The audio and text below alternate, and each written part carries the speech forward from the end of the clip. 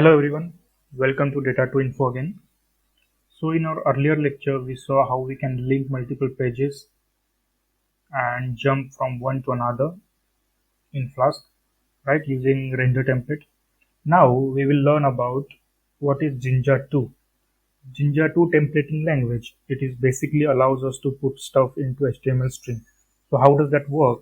That it creates HTML or XML formats and that returns to the user via HTTP requests.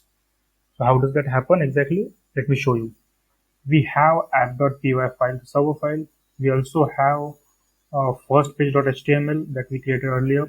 This is the basic HTML syntax, right? I want to pass the values to the variables from on request from the server. What I will do, I want hello. So basically in the Jinja2 we use curly braces, right?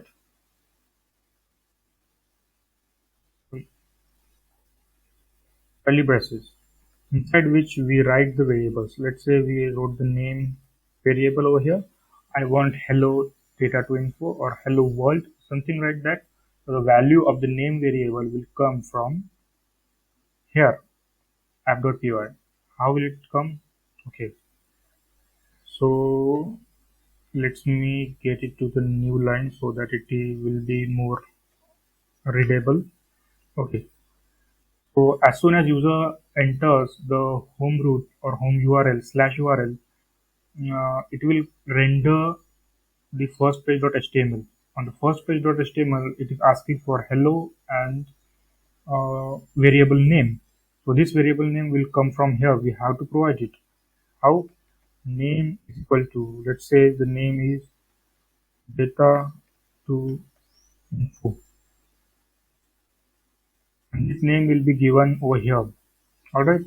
Similarly, you can put something like on the next line, hello world from first page Jinja2. I want to print Jinja2 as well. Let's say template name, template underscore name. This is also variable. Alright, so this variable value will also come from here, comma. What you can do, template name is equal to Jinja2. The value will be given from app.py only. Alright, so this is app.py, this is template like first page.html file. All the variable values will become to here as soon as we request to the server. Let's run this real quick. Flask run. Let's wait for it to run.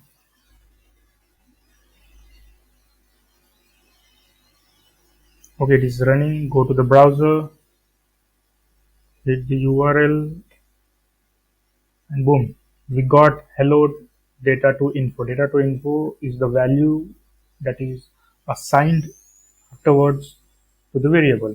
Similarly, Jinja2 as well.